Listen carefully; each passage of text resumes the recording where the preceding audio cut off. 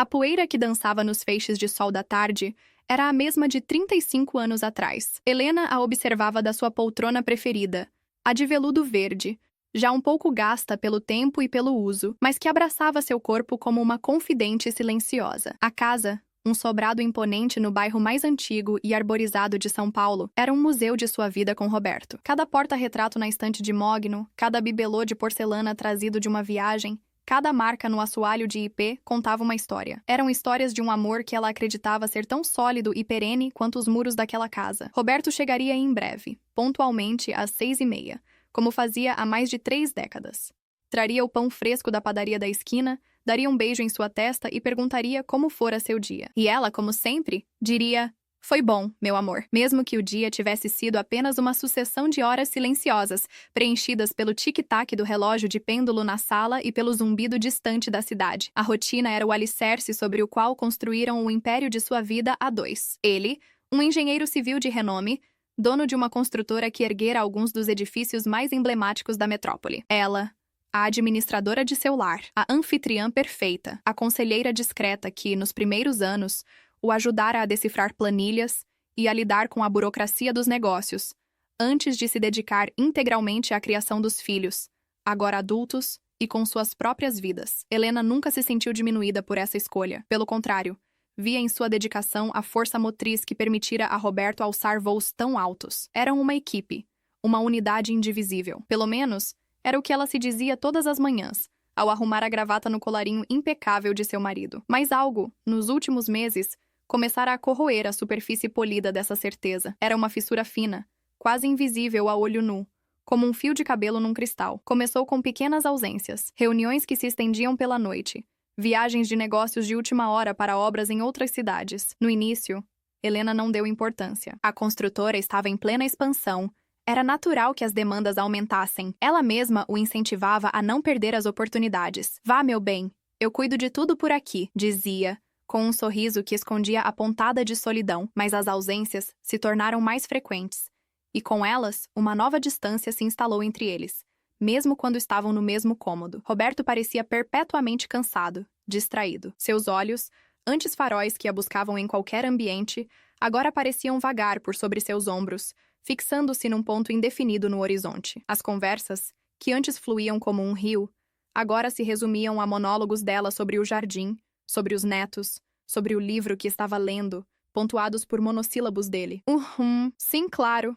Que bom, querida." Ele estava fisicamente presente, mas sua mente, sua essência, parecia estar a quilômetros de distância. Helena tentou atribuir a mudança ao estresse. Aos 67 anos, Roberto ainda se cobrava como um jovem no início da carreira. Ela sugeriu que tirassem férias mais longas, que fossem para o refúgio deles em Campos do Jordão, onde o ar da montanha sempre parecia rejuvenescer a alma de ambos. Ele concordava com a cabeça, mas seus olhos não brilhavam mais com a antecipação. "Vamos ver, Helena. Preciso fechar aquele contrato em Santos primeiro." O contrato em Santos já durava 4 meses. A solidão, antes uma visitante esporádica nas noites em que ele viajava, tornara-se uma moradora permanente na casa. Ela se sentava com Helena à mesa do café da manhã, lia o jornal ao seu lado na varanda e a acompanhava no jardim, enquanto ela cuidava de suas rosas. Era uma solidão fria, que o calor do sol não conseguia dissipar. Helena começou a se sentir como um fantasma em sua própria vida, uma peça de mobília antiga, que de tão familiar se tornara invisível. A dor dessa invisibilidade era surda e constante.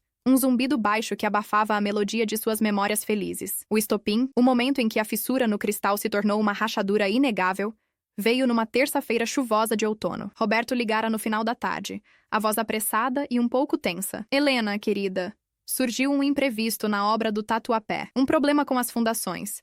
Vou ter que passar a noite aqui com a equipe. Talvez até amanhã. Não me espere." Ela sentiu a decepção habitual, mas a disfarçou. "Tudo bem, meu amor. Tenha cuidado. Coma alguma coisa, sim?" Ele desligou antes que ela pudesse dizer que o amava. Naquela noite, o silêncio da casa era opressor. Helena tentou ler, mas as palavras dançavam na página sem formar sentido. Decidiu arrumar o escritório de Roberto, uma tarefa que sempre lhe trazia uma sensação de ordem e controle. Ele era metódico, mas sua mesa nos últimos tempos andava um caos de papéis e plantas de engenharia. Foi enquanto organizava uma pilha de documentos que ela encontrou. Era uma pasta de couro azul, diferente das pastas padrão da construtora. Não estava identificada. A curiosidade, uma emoção que raramente sentia em relação aos assuntos do marido, a impeliu a abrir. Dentro, não havia plantas ou contratos. Havia um único extrato de cartão de crédito. Um cartão que ela não conhecia. O nome impresso era o de Roberto, mas o número era diferente do cartão adicional que ela usava. A fatura era recente. Helena sentou-se na cadeira de couro de Roberto, o coração martelando contra as costelas. Seus olhos percorreram as linhas e o ar pareceu ficar mais denso, mais difícil de respirar. Jantares em restaurantes caros e românticos nos quais não punha os pés há anos. Compras em joalherias de luxo, lojas de lingerie feminina. E o golpe final, que fez seu estômago revirar. Uma série de cobranças de um hotel boutique em Ilhabela. Um lugar que ele sempre dissera ser pretensioso demais, para o gosto deles. As datas coincidiam com duas das viagens de negócios que ele fizera no mês anterior. O mundo de Helena, construído com tanto esmero ao longo de 35 anos, começou a desmoronar. A poeira que dançava nos feixes de luz agora parecia cinza. As cinzas de um incêndio que ela não sabia que estava consumindo sua vida. A traição não era mais uma suspeita, uma sombra. Era um fato. Impresso em papel timbrado, com datas, valores e nomes de estabelecimentos. Cada linha daquele extrato era um prego no caixão de sua felicidade. Ela colocou o extrato de volta na pasta e a pasta de volta no lugar exato onde a encontrara. Suas mãos tremiam, mas sua mente, paradoxalmente, começou a clarear. A névoa de incerteza e auto-engano que a envolvera nos últimos meses estava se dissipando, revelando uma paisagem desoladora, mas nítida. O homem com quem ela dividira a cama, os sonhos e a vida, o pai de seus filhos, o avô de seus netos, era um estranho, um mentiroso. Helena caminhou até a janela do escritório,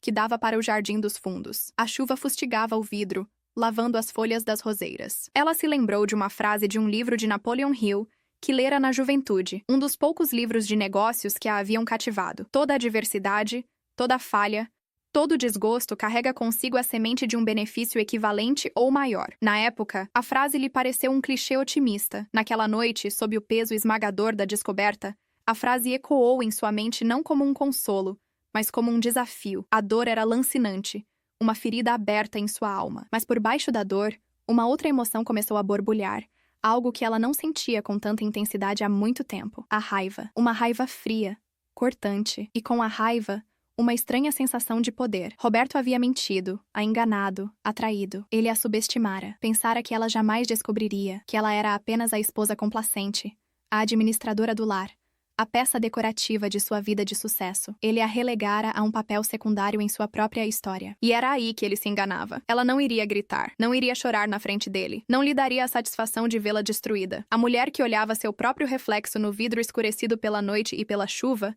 não era mais a mesma Helena de horas atrás. A casca da esposa devotada e um pouco ingênua se quebrara, e o que emergia era algo mais duro, mais resiliente. Algo que Roberto, em sua arrogância, jamais imaginara que existisse. A traição dele não seria o fim de sua vida, seria o início. O início de uma nova Helena, uma que ele não conheceria, uma que ele aprenderia a temer. A semente do benefício equivalente ou maior, ela pensou, com um sorriso amargo. Aquele benefício seria a sua liberdade, a sua redescoberta, a sua vingança, e ela a construiria com a mesma meticulosidade e planejamento estratégico que ele usava para erguer seus prédios. Ele construíra um império de concreto e mentiras. Ela construiria o seu sobre as ruínas do dele. A noite seria longa, mas pela primeira vez em muito tempo, Helena tinha um propósito. Um plano começava a se formar em sua mente, tão nítido e detalhado quanto uma planta de engenharia. E o primeiro passo seria o silêncio. A noite se arrastou como um animal ferido. Helena não dormiu.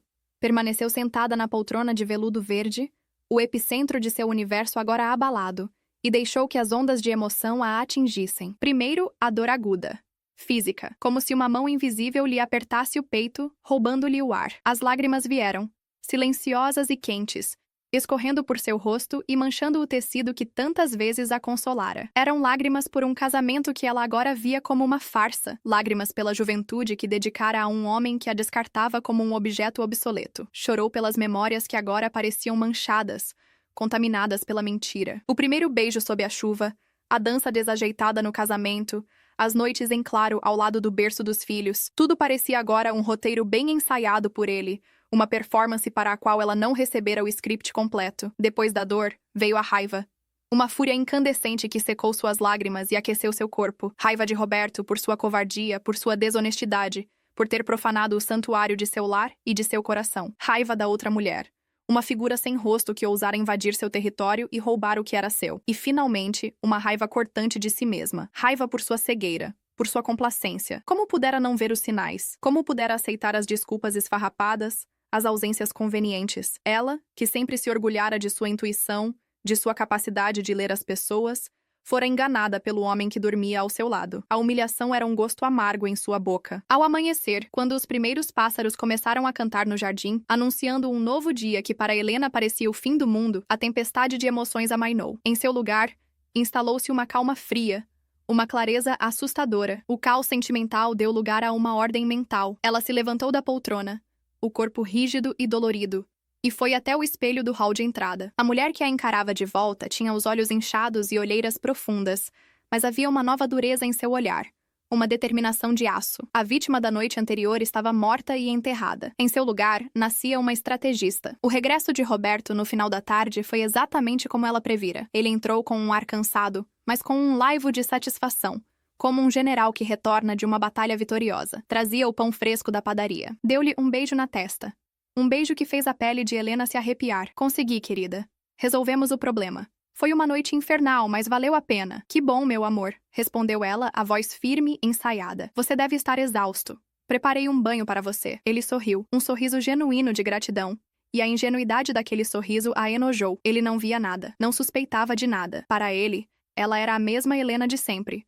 O porto seguro, a paisagem imutável de sua vida. Essa percepção foi a primeira peça que ela moveu em seu tabuleiro mental. A sua maior arma, naquele momento, era a ignorância dele. Nos dias que se seguiram, Helena se transformou numa observadora meticulosa. Cada gesto, cada palavra, cada mudança de expressão de Roberto era catalogada e analisada. Ela era uma cientista estudando um espécime desconhecido, um espécime que, por acaso, era seu marido. Começou a notar as pequenas coisas que antes lhe passavam despercebidas. O jeito como ele agora mantinha o celular sempre no bolso, com a tela virada para baixo. As ligações que ele atendia se afastando, falando em voz baixa. As reuniões de emergência, que surgiam sempre que ela sugeria um programa a dois no fim de semana. Ela se tornou uma atriz consumada. Continuou a desempenhar seu papel de esposa dedicada com uma perfeição que beirava a arte. Cuidava de suas refeições, de suas roupas, ouvia seus relatos sobre o trabalho com uma expressão de interesse genuíno. Por dentro, porém, ela era um bloco de gelo. Cada ato de cuidado era um ato de dissimulação, uma manobra para mantê-lo confortável em sua teia de mentiras,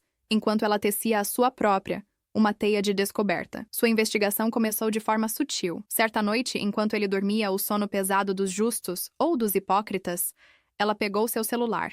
Seu coração batia descontroladamente. Era uma violação de privacidade que, em sua vida anterior, consideraria impensável. Mas sua vida anterior acabara. A senha, ironicamente, era a data de aniversário de casamento deles. Um nó se formou na garganta de Helena. A crueldade daquela escolha era quase poética. As mensagens confirmaram tudo. Eram de uma mulher chamada Cláudia. As conversas eram uma mistura de planejamento logístico e declarações de amor apaixonadas. Mal posso esperar para te ver amanhã, meu amor. O fim de semana em Ilhabela foi mágico. Precisamos repetir. Estou com saudades do seu cheiro. Havia fotos. Cláudia era mais jovem, talvez uns 25 anos mais nova que Helena. Tinha cabelos loiros longos, um corpo esguio e um sorriso que parecia permanentemente estampado no rosto. Era o clichê em sua forma mais dolorosa. A mulher mais velha trocada por um modelo mais novo. Helena sentiu uma pontada de náusea, mas a engoliu. Não era hora para sentimentalismos. Ela fotografou as mensagens mais incriminadoras com seu próprio celular e apagou as fotos da galeria, salvando-as numa pasta segura na nuvem, protegida por uma senha que só ela conhecia. Devolveu o celular de Roberto ao criado mudo e voltou para o seu lado da cama. Deitada no escuro, ao lado do homem que amava outra, ela sentiu um frio que não vinha da temperatura do quarto. Era o frio da solidão absoluta. A informação, no entanto, era poder. Agora, ela tinha um nome e um rosto. Uma busca rápida nas redes sociais na manhã seguinte revelou mais. Cláudia Bastos, arquiteta. Trabalhava numa empresa que prestava serviços para a construtora de Roberto. Era ambiciosa, a julgar por suas postagens, e adorava exibir um estilo de vida luxuoso. Bolsas de grife, viagens internacionais, jantares em restaurantes da moda. Um estilo de vida que, Helena agora compreendia, era financiado pelo marido dela. A raiva voltou, mas desta vez era uma raiva focada, direcionada. Helena precisava de uma confidente. Mas a quem poderia recorrer? Suas amigas eram amigas do casal. Contar a elas seria como publicar um anúncio no jornal. Seus filhos, por mais que os amasse, iriam sofrer e provavelmente tentariam intervir, pressionando por uma reconciliação que para ela estava fora de questão. Ela estava sozinha em sua batalha. E talvez fosse melhor assim. Ninguém para nublar seu julgamento com conselhos bem intencionados, mas inúteis. A única pessoa em quem pensou foi em sua tia-avó, Matilde. Uma mulher de 92 anos que vivia numa casa de repouso e que sempre fora a ovelha negra da família. Matilde nunca se casara. Viajara o mundo sozinha nos anos 50 e administrara seu próprio dinheiro com uma astúcia que intimidava os homens de sua geração. Era a ela que Helena recorria quando precisava de uma perspectiva que fugia do convencional. Na quarta-feira seguinte, Helena dirigiu até a clínica de repouso, um lugar elegante e ensolarado. Encontrou Matilde em sua varanda privativa, lendo um jornal de economia e fumando um cigarro mentolado, um vício que os médicos haviam desistido de combater. "Helena, querida, que surpresa agradável", disse a velha senhora, seus olhos azuis ainda brilhantes e perspicazes por trás dos óculos de aros grossos. "Você parece tensa. O canalha do seu marido finalmente fez alguma besteira monumental?" Helena ficou boquiaberta. Matilde sempre se referira a Roberto como o canalha, mesmo quando todos o idolatravam. Ela dizia que homens muito charmosos e bem-sucedidos raramente eram confiáveis. As palavras saíram num jorro, como uma represa que se rompe. Helena contou tudo: a distância, a pasta azul, o extrato do cartão, o celular, as mensagens. Cláudia. Matilde ouviu em silêncio, tragando seu cigarro lentamente, a fumaça criando uma névoa entre elas. Quando Helena terminou, exausta e com a garganta seca, Matilde apagou o cigarro no cinzeiro com um gesto preciso. "Bem", disse ela com a voz rouca, "demorou mais do que eu pensava. 35 anos. Ele foi persistente, preciso admitir." "Tia, o que eu faço?", sussurrou Helena, sentindo-se como uma menina assustada. Matilde a encarou por um longo momento. "Primeiro, pare de choramingar. Lágrimas não pagam contas nem reconstroem uma vida. Segundo, entenda uma coisa fundamental. Isto não é o fim, é uma oportunidade. Uma oportunidade dolorosa como o inferno, mas uma oportunidade." "Oportunidade para quê?", perguntou Helena, a voz embargada. "Para se livrar do peso morto que você carregou por décadas e descobrir quem você é sem ele. Você passou a vida inteira sendo a esposa de Roberto, a sombra dele. O que você, Helena, quer da vida? Você ainda se lembra?" A pergunta a atingiu como um soco. Ela não se lembrava. Seus sonhos e ambições haviam sido arquivados há tanto tempo que ela mal conseguia se lembrar de como eram. Eu não sei", admitiu ela, a voz fraca. "Ótimo!", exclamou Matilde para a surpresa de Helena. "Não saber é o melhor ponto de partida. Significa que você pode ser o que quiser. Agora vamos ao que interessa. Vingança é um prato que se come frio, mas planejamento financeiro é um prato que se come quente. Antes de dar o bote, você precisa saber exatamente onde está pisando. Esse império que ele construiu, quanto dele é seu por direito?" A conversa mudou de tom. Matilde, com sua mente afiada para os negócios, começou a fazer perguntas incisivas sobre o regime de casamento, sobre os bens, sobre as empresas, sobre as contas bancárias. Helena, que se dedicara à administração doméstica, percebeu com um calafrio o quão pouco ela sabia sobre a real situação financeira da família. Ela assinava o que Roberto lhe pedia para assinar. Confiava cegamente. "Ingênua", disse Matilde, mas sem julgamento. "A maioria de nós é. Fomos criadas para confiar, não para auditar, mas essa fase acabou. Sua primeira tarefa é fazer um levantamento completo. Em segredo, obviamente. Procure um advogado, um dos bons, um tubarão, e não um amigo da família. Alguém que não deva nenhum favor a Roberto. E um contador forense. Você precisa do mapa do tesouro antes de ir à caça." Helena saiu da clínica de repouso sentindo-se diferente. A visita a Matilde fora como uma injeção de ânimo e pragmatismo. A dor ainda estava lá, uma brasa ardente em seu peito. Mas agora havia um plano. Um caminho a seguir. Ela não era mais uma vítima à deriva. Era uma general se preparando para a batalha. A fase de observação estava terminando. A fase de ação estava prestes a começar. Roberto continuava a viver em seu mundo de mentiras, alheio à tempestade que se formava silenciosamente sobre sua cabeça. E Helena, a atriz perfeita, continuava a sorrir, a servir o jantar e a lhe desejar boa noite, enquanto em sua mente ela já estava dividindo os despojos da guerra. A traição dele a estava transformando em alguém que ela mesma mal reconhecia. E essa nova mulher era fria, calculista e implacável. A busca por um advogado foi o primeiro passo concreto no campo minado que se tornara sua vida. Seguindo o conselho de Matilde, Helena evitou os grandes escritórios de advocacia que certamente tinham laços com a construtora de Roberto. Ela passou horas pesquisando online, lendo fóruns, buscando por nomes especializados em direito de família, mas com uma reputação de discrição e agressividade. Encontrou uma mulher, doutora Beatriz Vargas, cuja biografia online a descrevia como uma Estrategista em litígios complexos de partilha de bens. A palavra estrategista ressoou nela. Marcou uma consulta usando um nome falso e um e-mail criado especificamente para esse fim. O escritório de Beatriz Vargas ficava num prédio comercial discreto, longe do centro financeiro onde Roberto e seus pares circulavam. A sala de espera era minimalista e silenciosa. A própria Beatriz era uma mulher na casa dos 50, com cabelos curtos e grisalhos, e um olhar que parecia penetrar a alma. Ela não ofereceu falsos confortos, nem palavras de pena. Ouviu o relato de Helena com uma atenção concentrada, fazendo anotações num bloco de notas. O padrão é clássico, disse Beatriz, ao final da narrativa de Helena. Marido bem-sucedido, casamento longo, comunhão parcial de bens. Ele se sente invulnerável e você, supostamente, complacente. A amante é, via de regra, um investimento. Ele a financia com o patrimônio que é de vocês dois. Ouvir a situação descrita em termos tão clínicos e impessoais foi estranhamente reconfortante. Tirava o foco da dor emocional e o colocava na lógica fria da lei e das finanças. O que a senhora deseja, senhora Monteiro? Perguntou a advogada, usando o nome verdadeiro de Helena pela primeira vez. Helena respirou fundo. Eu quero o que é meu por direito. Quero minha metade de tudo o que construímos juntos.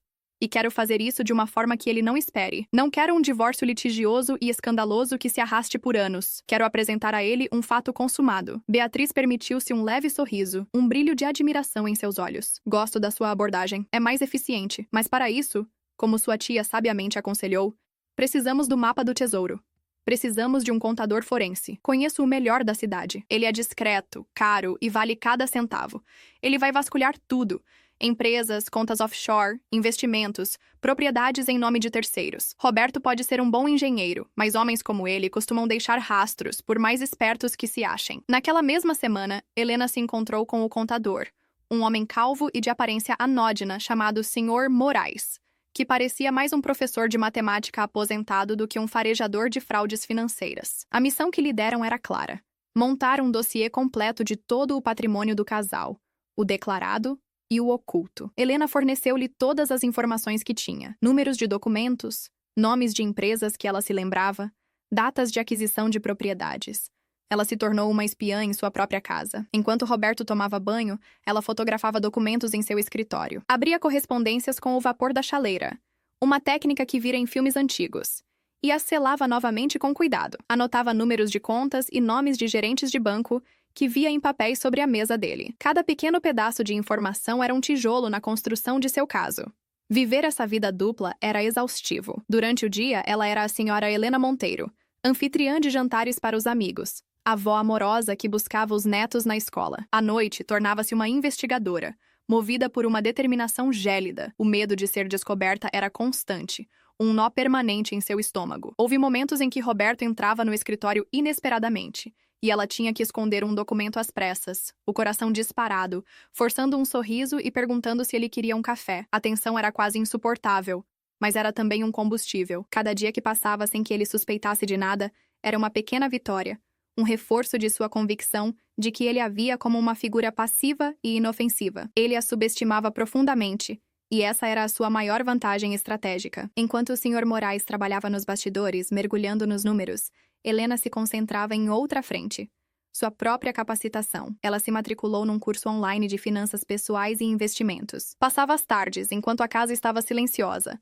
estudando sobre ações, fundos imobiliários, planejamento tributário. Os termos que antes lhe pareciam um idioma estrangeiro começaram a fazer sentido. Ela, que por décadas delegara todas as decisões financeiras ao marido, estava, pela primeira vez, aprendendo a linguagem do dinheiro e do poder que ele conferia. Descobriu um talento inesperado para entender o mercado, uma mente lógica que ficara adormecida sob camadas de vida doméstica. Foi durante essa fase de imersão que a primeira grande descoberta do Sr. Moraes veio à tona. Ele a chamou para uma reunião no escritório da doutora Beatriz. Senhora Monteiro, começou o contador, abrindo uma planilha complexa em seu laptop. Seu marido é um homem criativo. A construtora principal, a Monteiro Engenharia, é apenas a ponta do iceberg. Descobriu uma rede de pelo menos 4 empresas de fachada, registradas em nome de laranjas, ex-funcionários de baixo escalão. É para essas empresas que uma parte significativa dos lucros da construtora é desviada, sob a forma de pagamentos por serviços de consultoria. Helena sentiu o chão se abrir sob seus pés. Não era apenas infidelidade, era fraude. Ele não estava apenas atraindo com outra mulher. Estava ativamente roubando-a, desviando o patrimônio que pertencia aos dois para um sistema paralelo que só ele controlava. E fica pior, continuou o Sr. Moraes, impassível. Uma dessas empresas de fachada, a Soluções Urbanas Leteda, tem como um de seus principais fornecedores uma empresa de arquitetura, a Bastos em Associados. Bastos, sussurrou Helena. Exato, confirmou Beatriz com o olhar duro. A empresa da senhorita Cláudia Bastos. Ela não é apenas a amante. É uma parceira de negócios. Ou, mais precisamente, um veículo para a lavagem de dinheiro. A empresa dela emite notas fiscais superfaturadas por projetos que muitas vezes nem existem. O dinheiro é pago pelas Soluções Urbanas e depois, de alguma forma, retorna para o seu marido, ou é usado para financiar o estilo de vida dos dois. É um esquema bem montado. A revelação foi devastadora. A traição pessoal já era dolorosa o suficiente, mas a traição financeira, a conspiração metódica para enganá-la e despojá-la, era de uma baixeza que ela não imaginara ser possível. Roberto não era apenas um marido infiel. Era um criminoso. E Cláudia não era apenas uma amante ingênua. Era uma cúmplice. Eles não estavam apenas tendo um caso. Estavam construindo um futuro juntos às custas dela. Helena não chorou. A dor era tão profunda que transcendia as lágrimas. Transformou-se numa frieza absoluta, num propósito inabalável. O que antes era uma questão de divórcio e partilha de bens, agora se tornara uma questão de justiça. O que podemos fazer com essa informação? Perguntou ela, a voz firme como aço. Beatriz e Moraes se entreolharam. Temos o suficiente para destruir a reputação dele e, possivelmente, iniciar uma investigação criminal por fraude fiscal e lavagem de dinheiro, disse a advogada. Isso nos dá uma alavancagem imensa na negociação do divórcio. Podemos abordá-lo com um acordo extrajudicial. Ele lhe dá o que você quer, em silêncio. E essas informações nunca chegam à Receita Federal ou ao Ministério Público. Um acordo de silêncio, murmurou Helena. Exatamente. É a nossa carta mais forte.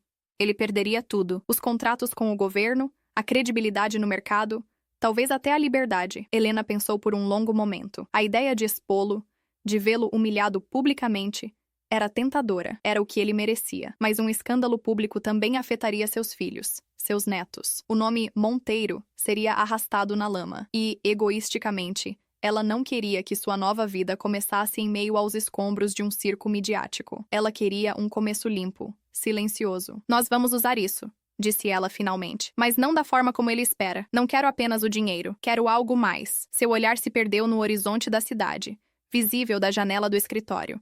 Um plano, muito mais audacioso e complexo do que uma simples partilha de bens, começava a se delinear em sua mente. Ela não queria apenas metade do império de Roberto. Ela queria tomar uma parte dele para si, não o dinheiro, mas a própria fonte do dinheiro. A traição dele a forçara a mergulhar em seu mundo de negócios e planilhas. E, para sua surpresa, ela descobrira que não apenas o entendia, mas também gostava dele. O jogo de estratégia, o cálculo de riscos, a construção de algo a partir do zero. Doutora Beatriz, Sr. Moraes, disse ela, virando-se para eles, os olhos brilhando com uma nova luz. Vamos mudar de tática. A fase de investigação acabou. Agora vamos começar a fase de aquisição. Os dois profissionais a olharam intrigados. A mulher que entrara naquele escritório semanas antes, uma esposa traída e assustada, desaparecera. Em seu lugar, estava uma comandante, pronta para lançar sua ofensiva. Roberto e Cláudia continuavam a desfrutar de seus encontros secretos e a planejar seu futuro, completamente alheios ao fato de que o tabuleiro do jogo havia virado e que Helena não era mais um peão, mas a rainha, e estava prestes a dar o cheque-mate. A dor da traição se transformara em matéria-prima para a forja de uma nova identidade.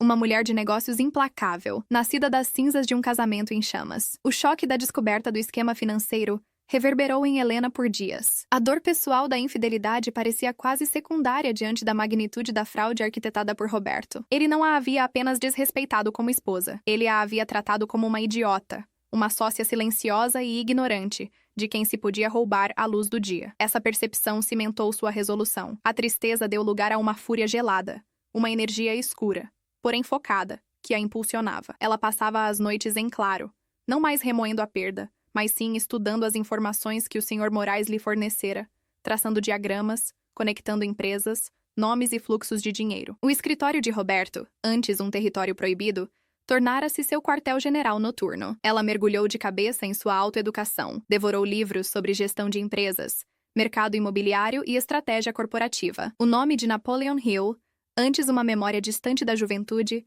tornou-se seu guia. Ela não lia mais suas palavras como filosofia abstrata, mas como um manual de operações. O ponto de partida de toda a realização é o desejo, escrevera Hill. O desejo de Helena, antes nebuloso, agora era cristalino. Ela queria independência, segurança e, acima de tudo, justiça. Uma justiça que não se contentaria com uma pensão generosa, mas que exigiria uma reparação estrutural. Seu plano, que a princípio parecera audacioso até para si mesma, começou a tomar forma. Uma das empresas de fachada de Roberto, a Empreendimentos Litorâneos S.A., era dona de um ativo particularmente interessante. Um grande terreno em Ubatuba, numa área com enorme potencial de valorização. Oficialmente, o terreno estava registrado como uma reserva ambiental não edificável nos livros da empresa, o que mantinha seu valor contábil artificialmente baixo. No entanto, o Sr. Moraes descobrira, através de contatos na prefeitura local, que uma mudança no zoneamento da área estava prestes a ser aprovada, o que permitiria a construção de um condomínio de luxo. Roberto estava, como sempre, à frente do mercado, esperando o momento certo para lucrar. Aquele terreno tornou-se o foco de Helena. Era um ativo subvalorizado, obtido com dinheiro desviado do patrimônio do casal e destinado a enriquecer ainda mais Roberto, e, por extensão, sua amante. Tomá-lo para si seria mais do que uma vitória financeira.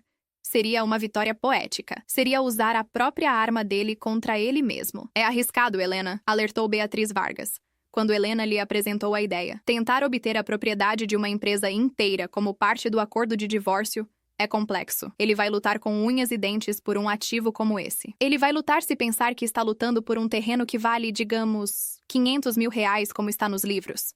Retrucou Helena, a voz calma e segura. Mas ele não sabe que nós sabemos da mudança de zoneamento. E ele também não sabe que temos provas do esquema de fraude dele. Nós não vamos pedir à empresa. Nós vamos fazer com que ele nos ofereça a empresa, como se fosse um pedaço de sucata para se livrar de um problema maior. A estratégia era brilhante em sua audácia. O plano consistia em encurralar Roberto, apresentar-lhe o dossiê completo de suas atividades ilícitas, a prova irrefutável da fraude fiscal e da lavagem de dinheiro em conluio com Cláudia Bastos, e então oferecer-lhe uma saída. Um divórcio rápido, silencioso e sem consequências criminais. Em troca, ela exigiria sua metade de praxe dos bens líquidos, e como um pequeno extra, para compensar os danos morais e financeiros causados pelo desvio de fundos, ela aceitaria ficar com aquela pequena e problemática empresa, a Empreendimentos Litorâneos, com seu terreno inútil. Seria apresentado como um osso que ela lhe atirava, uma concessão para acelerar o processo. Ele, desesperado para enterrar o escândalo e proteger seu império principal, e acreditando que o terreno valia pouco, provavelmente aceitaria o acordo como um mal menor. Era um blefe de altíssimo risco. Precisava ser executado com perfeição. O tempo era crucial. Eles precisavam agir antes que a mudança de zoneamento em Ubatuba se tornasse pública. Enquanto Beatriz e Moraes preparavam a documentação legal e o dossiê final, Helena se concentrava em sua própria transformação. Ela sabia que, para executar o plano, não poderia ser a mesma mulher que Roberto conhecia. Precisava projetar uma imagem de força e autoridade que ele jamais associaria a ela. Começou a mudar sutilmente sua aparência. Cortou os cabelos longos, que sempre usara porque Roberto gostava, num estilo mais curto e moderno. Abandonou os vestidos florais e as sapatilhas confortáveis por calças de alfaiataria, blazers bem cortados e sapatos de salto baixo, mas elegantes. Eram mudanças pequenas, mas que, somadas, alteravam sua postura, sua forma de se mover pelo mundo. Ela também começou a se reconectar com pessoas de seu passado, não para buscar apoio emocional, mas para construir uma rede de contatos. Ligou para uma prima que era corretora de imóveis de luxo, para uma antiga colega de faculdade que se tornara uma urbanista respeitada. Fazia perguntas casuais sobre o mercado, sobre tendências, sobre o litoral norte. Estava construindo seu próprio capital de conhecimento, sua própria base de poder, em segredo. Uma tarde, enquanto tomava um café com essa prima, Marina, num shopping, ela viu. Do outro lado da praça de alimentação, sentados numa mesa mais reservada, estavam Roberto e Cláudia. Estavam rindo, ele tocando o rosto dela com uma intimidade que apunhalou Helena no peito. A dor foi instantânea e visceral. Por um momento, todo o seu planejamento, toda a sua frieza, ameaçou ruir. Ela quis se levantar, ir até lá, expor os dois na frente de todos. Mas ela se segurou, respirou fundo, forçando o ar a entrar em seus pulmões contraídos. Observou-os, viu o jeito como ele a olhava, com a mesma adoração que um dia lhe dedicara. Viu os presentes que ele lhe comprara sobre a mesa.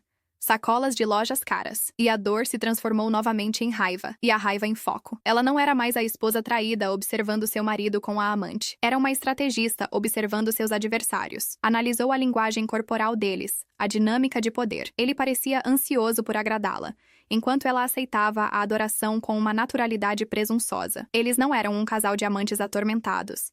Eram parceiros numa transação, e isso de alguma forma tornou tudo mais fácil. Helena, você está bem? Você ficou pálida, disse Marina preocupada.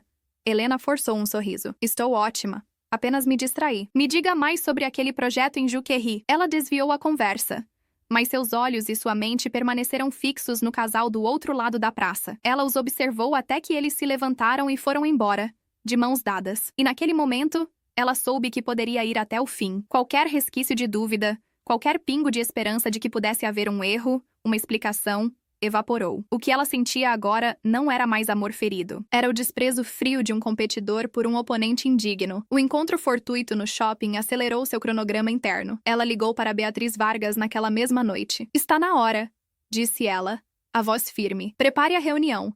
Quero confrontá-lo esta semana. Havia uma nova urgência em sua voz. Uma impaciência que surpreendeu a advogada. O período de luto e planejamento havia terminado. A mulher que Roberto traíra em segredo estava prestes a se revelar. E a mudança em sua vida seria muito mais radical do que ele, em sua mais delirante arrogância, jamais poderia ter imaginado. Ela não estava apenas se preparando para o divórcio.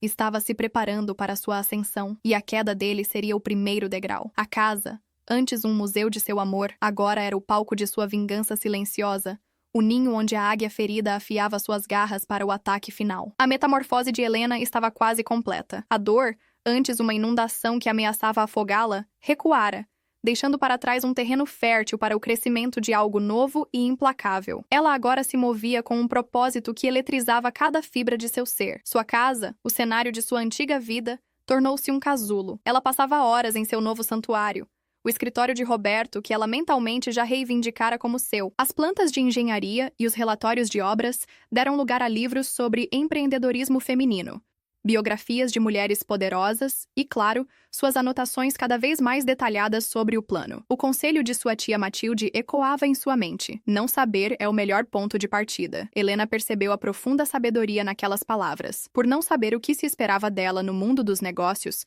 ela não tinha medo de fazer perguntas estúpidas ou de propor ideias não convencionais. Ela estava livre das amarras do pensamento corporativo tradicional. Sua mente, aguçada por décadas de gerenciamento de um lar complexo e da psicologia de uma família, via ângulos que um executivo treinado talvez não visse.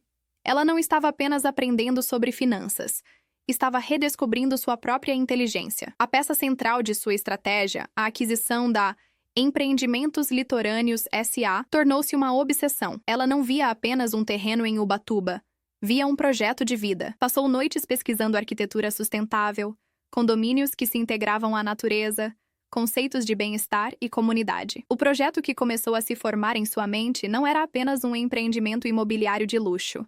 Era a antítese de tudo o que a construtora de Roberto representava. Prédios de concreto frios e impessoais que visavam apenas o lucro máximo. O projeto de Helena teria alma, seria um legado. A semente do benefício maior de que falava Hill estava germinando, e sua raiz era o desejo de construir, não de destruir. Para fortalecer sua posição, Helena deu um passo ousado, usando uma parte de suas economias pessoais, que sempre mantivera separadas, dinheiro de chapéu, como sua mãe costumava dizer, ela contratou uma pequena empresa de consultoria ambiental para fazer um estudo preliminar e confidencial do terreno em Ubatuba. O relatório confirmou o que o Sr. Moraes suspeitava. A área tinha um potencial ecológico e de construção imenso, e a mudança de zoneamento era praticamente certa. Uma questão de meses. Com aquele relatório em mãos, ela não tinha apenas uma suspeita.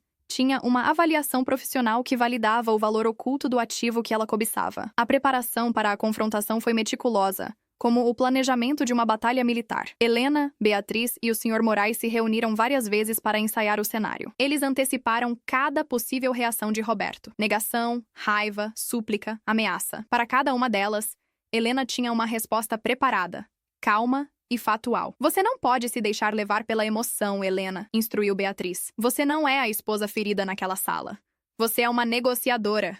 Seu poder reside na sua calma e na força das informações que você possui. Helena absorveu o conselho. Ela praticava em frente ao espelho, controlando sua expressão, modulando sua voz. A atriz que ela se tornara em casa estava se preparando para o papel de sua vida. A escolha do dia e da hora foi estratégica. Uma quinta-feira à noite. Roberto estaria cansado da semana, menos alerta, e ela se certificaria de que ele não tivesse nenhum compromisso depois, para que não pudesse fugir da conversa. Ela preparou o cenário com o cuidado de um diretor de teatro. O local seria a sala de estar, o coração da casa, o lugar onde por tantos anos eles representaram a farsa da família feliz. Naquela quinta-feira, Helena se vestiu com seu novo uniforme de poder. Uma calça preta de corte impecável, uma blusa de seda marfim e um blazer estruturado. Maquiagem discreta, mas que acentuava a nova dureza em seus olhos. Quando Roberto chegou, ela estava na sala. Não na poltrona de veludo verde, mas em pé, perto da lareira, segurando uma taça de vinho. "Boa noite, Roberto", disse ela, a voz tranquila. "Precisamos conversar." Houve algo em seu tom, em sua postura, que o deixou imediatamente desconfortável. Ele franziu a testa, afrouxando a gravata. "Aconteceu alguma coisa? Você está bem?" "Estou ótima", respondeu ela. "Sente-se, por favor." Ele obedeceu, sentando-se no sofá que ficava de frente para ela. A dinâmica de poder no cômodo já havia mudado. Ele estava sentado, olhando para cima. Ela estava de pé, controlando o espaço. Ela não fez rodeios. "Roberto, nosso casamento acabou." As palavras pairaram no ar, frias e definitivas. Ele a encarou, chocado. "O quê? Helena, do que você está falando? Tivemos uma semana difícil? É o estresse?" Ela deu um pequeno sorriso, sem humor. "Não, Roberto. Não é o estresse. É a Cláudia." O nome dele sair de seus lábios teve o efeito de uma bofetada. A cor sumiu do rosto de Roberto. Ele abriu a boca para falar, mas nenhum som saiu. A negação foi a primeira reação, como previsto. "Eu não sei de quem você está falando." "Não minta para mim, Roberto, não mais", cortou ela, a voz ainda calma, mas com um fio de aço. "Cláudia Bastos, arquiteta, amante e parceira de negócios. Ou devo dizer, parceira em seus esquemas de fraude." Ela caminhou até a mesa de centro e colocou sobre ela uma pasta. Não a pasta azul que ele escondia, mas uma pasta preta, grossa. "Aqui", disse ela, "está um resumo do nosso tempo juntos, pelo menos dos últimos anos." Com as mãos trêmulas, ele abriu a pasta. A primeira página era uma foto dele e de Cláudia, tirada no shopping. As páginas seguintes continham cópias das mensagens de texto, os extratos do cartão de crédito secreto, as reservas de hotel, e depois, o golpe de misericórdia, os organogramas das empresas de fachada, os extratos bancários mostrando as transferências, as cópias das notas fiscais superfaturadas da empresa de Cláudia, o dossiê do Sr. Moraes, em toda a sua glória condenatória. Roberto folheava os papéis, o rosto passando de pálido para um tom acinzentado. Ele suava frio. A negação deu lugar ao pânico. Ele a encarou, os olhos arregalados de pavor e incredulidade. Ele não estava olhando para sua esposa. Estava olhando para uma promotora. "Helena, como? O que é isso?" "Isso, Roberto, é a verdade. A verdade que você tentou esconder de mim enquanto usava o nosso dinheiro, o patrimônio da nossa família, para financiar sua vida dupla e seus crimes." A palavra crimes o atingiu com força. Não são crimes. São otimizações fiscais, estratégias de negócio, chame como quiser, disse Helena dando de ombros. A Receita Federal e o Ministério Público provavelmente usariam a palavra fraude, lavagem de dinheiro, sonegação fiscal, palavras que costumam vir acompanhadas de longas penas de prisão e da perda de tudo o que você construiu. O silêncio que se seguiu foi pesado, quebrado apenas pelo tic-tac do relógio de pêndulo, marcando o fim de uma era. A raiva veio em seguida, como o roteiro previa. Você me espionou, vasculhou minhas coisas. Isso é ilegal. Quase tão ilegal quanto manter uma amante com dinheiro desviado e criar empresas de fachada para sonegar impostos? Ela retrucou, erguendo uma sobrancelha. Meu comportamento, Roberto, é uma consequência direta do seu. Você plantou o vento. Agora está colhendo a tempestade. Ele se encolheu, derrotado. A arrogância se desfez, revelando o homem assustado por baixo. A súplica era o próximo passo. "Helena, por favor, podemos resolver isso. Eu cometi um erro terrível. Eu te amo. Foi uma fraqueza, uma loucura. Por favor, não jogue 35 anos de história no lixo." Ouvir a palavra amor da boca dele era um insulto. O amor, Roberto, morreu na primeira nota fiscal que você pagou para a empresa da sua amante. A história que tivemos foi reescrita por você. E o final é este. Mas ela fez uma pausa dramática. "Eu sou uma mulher pragmática. Não tenho interesse num escândalo público. Pense nos nossos filhos, nos nossos netos." Ela viu um vislumbre de esperança nos olhos dele. Ele achou que ela estava abrindo a porta para uma reconciliação, para um perdão. Ele não poderia estar mais enganado. Eu quero o divórcio. Rápido e silencioso. Continuou ela. Minha advogada, doutora Beatriz Vargas, preparou um acordo. É bastante simples. Eu fico com a casa, naturalmente, e com a minha metade legal de todos os nossos bens líquidos, investimentos e contas com base na avaliação real do nosso patrimônio, que o Sr. Moraes gentilmente calculou. Ela lhe entregou outro documento, o acordo de divórcio. Ele o pegou, a mão ainda instável. Metade... Helena, isso vai quebrar a empresa. Não seja dramático, Roberto. Não vai quebrar a empresa. Vai apenas te forçar a viver de acordo com seus meios reais, não os fraudulentos. Mas tem mais uma coisa. Ela o encarou, os olhos frios. Eu sei que você me roubou. Sei que desviou fundos que eram meus por direito. Como compensação por esse... inconveniente? E para evitar que eu tenha uma conversa com as autoridades competentes sobre suas otimizações fiscais, eu quero uma coisinha a mais. O quê?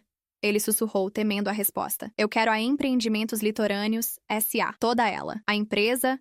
a conta bancária e, claro, aquele terreno inútil em Ubatuba. Considere o preço do meu silêncio. Roberto a encarou, perplexo. A Empreendimentos Litorâneos? Aquela pequena empresa de fachada com um terreno que não valia quase nada?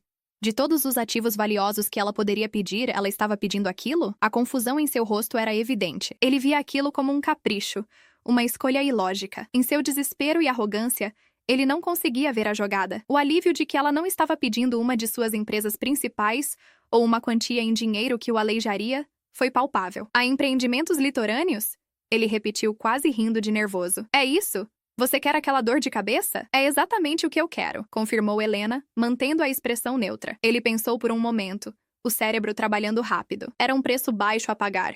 Livrar-se-ia de Helena, enterraria o escândalo, manteria seu império quase intacto e ainda se livraria de uma empresa que era parte de seu esquema ilegal. Para ele, era um bom negócio. Feito, disse ele. Rápido demais. Você pode ficar com a empresa. Eu assino o que for preciso. Naquele momento, Helena soube que tinha vencido. A traição dele, o segredo sórdido, havia-lhe entregado as chaves de seu futuro. Um futuro que ele, em sua miopia, jamais poderia imaginar. Ele pensou que estava se livrando dela com uma ninharia. Mal sabia ele que estava lhe entregando a joia da coroa. Ótimo, disse ela, pegando sua taça de vinho. Minha advogada entrará em contato com o seu amanhã para finalizar os detalhes. Eu vou dormir no quarto de hóspedes. Sugiro que você comece a procurar um novo lugar para morar. Ela se virou e saiu da sala, deixando-o sozinho com os destroços de sua vida e a prova de sua derrota. Pela primeira vez em décadas, Helena sentiu o gosto doce e inebriante da vitória. E era só o começo. Assinar os papéis do divórcio foi um ato surreal. Aconteceu no escritório de Beatriz Vargas.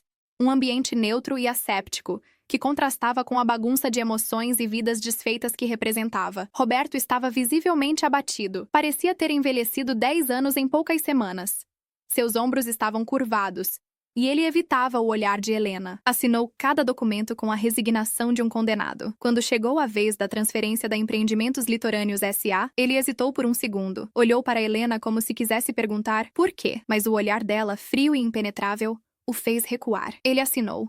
A caneta deslizando no papel foi o som da liberdade de Helena. Ao sair do prédio, ela respirou fundo o ar poluído da cidade, que naquele dia lhe pareceu puro e fresco. Não sentiu euforia, mas uma profunda sensação de paz e de propósito cumprido. A primeira fase de seu plano estava concluída. Agora, começava a segunda, e mais desafiadora, a construção de sua nova vida. Os primeiros meses foram uma mistura de libertação e vertigem. A casa, antes opressivamente silenciosa, agora era um espaço de possibilidades. Helena fez uma reforma, pintou as paredes de cores claras, trocou os móveis pesados e escuros por peças mais leves e modernas. A poltrona de veludo verde, símbolo de sua antiga vida, foi a única peça que ela hesitou em remover. No fim, decidiu mantê-la, não como uma relíquia de dor, mas como um trono, um lembrete constante da mulher que ela fora e da jornada que a transformara. A solidão, no entanto, era uma companheira real. Havia noites em que a vastidão da casa parecia engoli-la. A ausência de Roberto, mesmo do Roberto mentiroso e distante dos últimos tempos,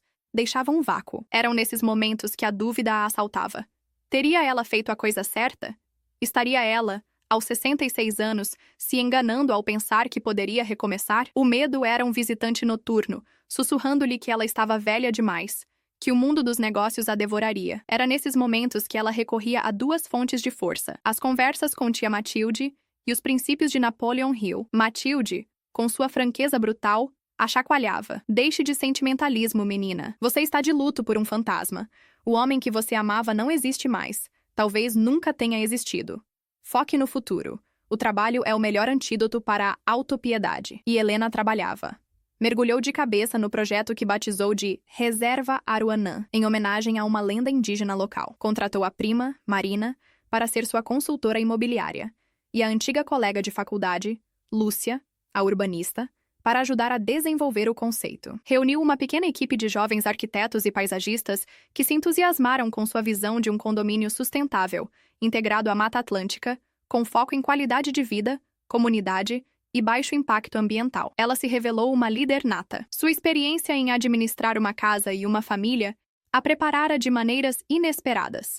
Ela sabia ouvir, sabia mediar conflitos, sabia organizar orçamentos e cronogramas. E, acima de tudo, tinha uma visão clara, um propósito maior que inspirava sua equipe. Descobriu que gostava de comandar, de tomar decisões, de ver um projeto sair do papel e se tornar realidade. O processo, no entanto, não foi fácil. O mundo da construção civil era predominantemente masculino e cético. Em reuniões com fornecedores, engenheiros e funcionários da prefeitura de Ubatuba, Helena frequentemente sentia o peso do preconceito. Era tratada com condescendência, como a viúva rica brincando de empresária. Muitos se dirigiam a seus funcionários homens, mesmo que ela fosse a dona do projeto e a única com poder de decisão. No início, isso a intimidava, mas a lembrança da subestimação de Roberto a alimentava. Ela aprendeu a ser firme, a interromper quem a ignorava e a dizer, com uma calma cortante: "O senhor pode se dirigir a mim. A decisão final é minha." Aprendeu a dominar os detalhes técnicos de seu projeto para que ninguém pudesse questionar sua competência. Estudava sobre tipos de fundação, sistemas de tratamento de esgoto ecológico, legislação ambiental. Em poucos meses, ela sabia mais sobre seu empreendimento do que qualquer um dos homens que tentavam diminuí-la. O maior desafio foi obter a aprovação final para a mudança de zoneamento e o licenciamento ambiental. Foi uma batalha burocrática e política. Helena teve que navegar por um labirinto de regulamentos, audiências públicas e interesses locais. Foi nesse período que ela entendeu a verdadeira natureza do poder que Roberto exercia. Ele não era apenas um bom engenheiro. Era um mestre em manipular o sistema, em fazer lobby, em criar redes de influência. Helena, no entanto, escolheu um caminho diferente. Em vez de usar dinheiro para abrir portas nos bastidores, ela usou a força de seu projeto. Em vez de reuniões a portas fechadas com políticos, ela promoveu encontros abertos com a comunidade local. Apresentou o Reserva Aruanã não como um condomínio fechado para ricos, mas como um projeto que traria desenvolvimento sustentável para a região, com geração de empregos, um pequeno centro comercial aberto ao público e um programa de proteção e reflorestamento de uma área adjacente à propriedade. Conquistou o apoio de associações de bairro, de grupos ambientalistas e de pequenos comerciantes. Criou uma onda de opinião pública favorável que tornou politicamente difícil para a prefeitura negar as licenças. Foi um processo lento e desgastante, que testou sua paciência e sua resiliência ao limite. Houve dias em que ela pensou em desistir, em vender o terreno e viver uma vida tranquila com o dinheiro que tinha. Mas a imagem de Roberto e Cláudia rindo no shopping, a imagem de sua vida sendo descartada, a impelia para a frente. O Reserva Aruanã era mais do que um negócio. Era sua afirmação de existência, sua prova de que ela era mais do que a esposa de alguém. Enquanto Helena construía seu futuro, as notícias sobre o de Roberto chegavam a ela esporadicamente, através de amigos em comum ou de notas na coluna social. O divórcio silencioso não o protegera das consequências de seus atos. A necessidade de liquidar uma parte tão grande do patrimônio para pagar o acordo com Helena desestabilizou suas finanças. Ele teve que vender ações da construtora, adiar projetos e reduzir drasticamente seu padrão de vida. O império, que parecia tão sólido, mostrou-se vulnerável. E havia Cláudia. O relacionamento, construído sobre a excitação do proibido e a base de um fluxo de dinheiro ilimitado, não sobreviveu à nova realidade. Sem os jantares caros, as viagens e os presentes de luxo, a mágica pareceu ter se dissipado. Helena soube, por uma amiga em comum, que eles haviam terminado de forma tumultuada. Cláudia, a arquiteta ambiciosa, não tinha interesse num parceiro com dificuldades financeiras e um futuro incerto. A traição de Roberto, no fim, custara-lhe não apenas a esposa e metade de sua fortuna, mas também a amante pela qual ele arriscara tudo. Helena não sentiu prazer ao ouvir essas notícias. Sentiu uma melancolia distante, como se estivesse observando a história de outra pessoa. O homem que Roberto se tornara, um homem diminuído e amargurado, não tinha mais poder sobre ela. Sua energia estava totalmente focada em Ubatuba, no som das ondas, no cheiro da terra úmida e na promessa do que estava por vir. Finalmente, após quase um ano de luta, a notícia chegou. Todas as licenças foram aprovadas. O reserva Aruanã tinha luz verde para começar. Helena estava em Ubatuba, no alto de uma colina em seu terreno, olhando para a enseada azul, quando recebeu o telefonema de sua advogada. As lágrimas que vieram desta vez não foram de dor, mas de alívio e de um orgulho profundo. Ela olhou para a terra à sua frente, a terra que conquistara com astúcia, coragem e trabalho duro. A semente do benefício maior não era mais uma promessa filosófica. Estava ali, real e tangível, pronta para florescer sob suas mãos. A traição de Roberto a levara ao fundo do poço, mas também a forçara a encontrar uma força que ela não sabia que possuía. Ele a apagara de sua vida, sem imaginar que, ao fazer isso, estava lhe dando a oportunidade de desenhar uma nova, muito maior e mais brilhante, por conta própria. Passaram-se 3 anos. O reserva Aruanã não era mais um sonho no papel, mas uma realidade pulsante. As primeiras casas projetadas para se misturarem à paisagem com seus telhados verdes e grandes janelas de vidro já estavam ocupadas. O pequeno centro comercial na entrada do condomínio, com seu café, empório de produtos orgânicos e ateliê de artesanato local, tornara-se um ponto de encontro para toda a região. Helena não era mais a senhora Monteiro de São Paulo, era Dona Helena, a empreendedora que trouxera vida nova a Ubatuba, respeitada pela comunidade e admirada por sua equipe. Ela dividia seu tempo entre a cidade e a praia. Em São Paulo, a antiga casa do casal agora abrigava o escritório central de sua pequena, mas próspera, incorporadora. Em Ubatuba, ela construíra para si uma casa menor, mais funcional, no ponto mais alto da reserva, com uma vista deslumbrante para o mar. Era seu santuário. Acordava com o som dos pássaros, passava os dias supervisionando os últimos detalhes do projeto e as noites lendo na varanda, com a brisa do mar como companhia. Sua vida era plena. Reatara laços com os filhos e netos numa nova base, não mais como a matriarca cujo mundo girava em torno do marido, mas como uma mulher independente e inspiradora. Eles a olhavam com uma nova admiração. "Vovó, você é o máximo", disse seu neto mais velho, um adolescente de 15 anos ao visitar o empreendimento. Essa validação, vinda de sua família, era mais valiosa do que qualquer lucro financeiro. Ela também construíra uma nova rede social. Seus amigos agora eram os arquitetos, os paisagistas, os donos de pousadas locais, os artistas.